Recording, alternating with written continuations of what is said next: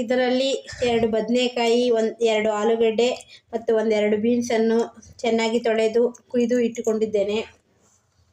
ನಂತರ ಒಂದು ಈ ಗಾತ್ರದ 3 ಈರುಳ್ಳಿಯನ್ನು ಕಟ್ ಮಾಡಿ ಇಟ್ಕೊಂಡಿದ್ದೇನೆ.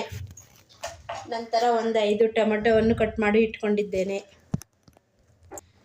ಬಾಳ್ಯಮ್ಮ ಚಕ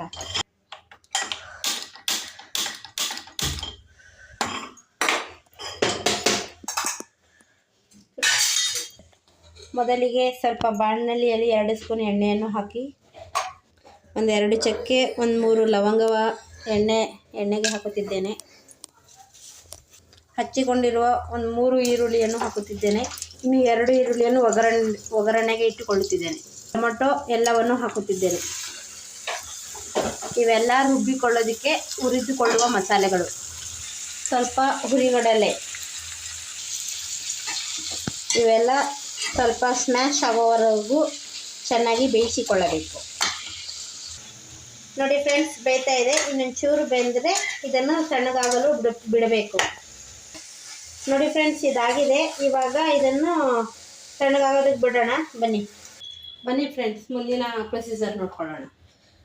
ಮೊದಲಿಗೆ ಕುಕ್ಕರ್ ಕಾಯಲು ಇಡಿ. ನಂತರ ಎಣ್ಣೆಯನ್ನು ಹಾಕಿಕೊಳ್ಳಬೇಕು. ಸ್ವಲ್ಪ ಎಣ್ಣೆ 2 ಸ್ಪೂನ್ ಹಾಕೋತಾ ಇದ್ದೀನಿ ಫ್ರೆಂಡ್ಸ್. ಎಣ್ಣೆ ಕಾಯಲು ಬಿಡೋಣ. ನಂತರ ಈರುಳ್ಳಿ ಕಟ್ ಮಾಡಿದ ಈರುಳ್ಳಿಯನ್ನು ಹಾಕೋಣ.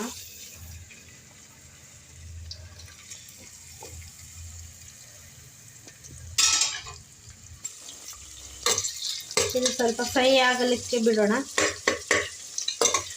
ಸರಿ ಆಗಬೇಕು. ನೋಡಿ friends, first time YouTube channel open ಮಾಡಿದ್ದೀನಿ. ಪ್ಲೀಸ್ ಎಲ್ಲರೂ ಸಪೋರ್ಟ್ ಮಾಡಿ ಫ್ರೆಂಡ್ಸ್, ಪ್ಲೀಸ್. ಒಂದು ಅರ್ಧ ಸ್ಪೂನ್ ರೆಡ್ ಚಿಲ್ಲಿ ಪೌಡರನ್ನು ಹಾಕ್ತಾಯಿದ್ದೀನಿ ಸ್ವಲ್ಪ. ಇವಾಗ ಈರುಳ್ಳಿ ಸ್ವಲ್ಪ ಬೆಂದ ನಂತರ ತರಕಾರಿ ಮತ್ತೀಗ ಉಪ್ಪಿನ ಅವರೆಕಾಳು ಹಾಕಬೇಕು.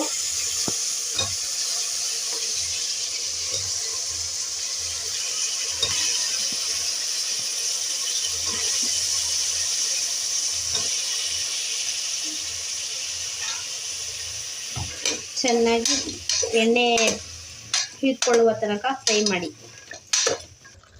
ಇವಾಗ ಇದು ಸ್ವಲ್ಪ ಫ್ರೈ ಆಗೋದಕ್ಕೆ ಬಿಡೋಣ.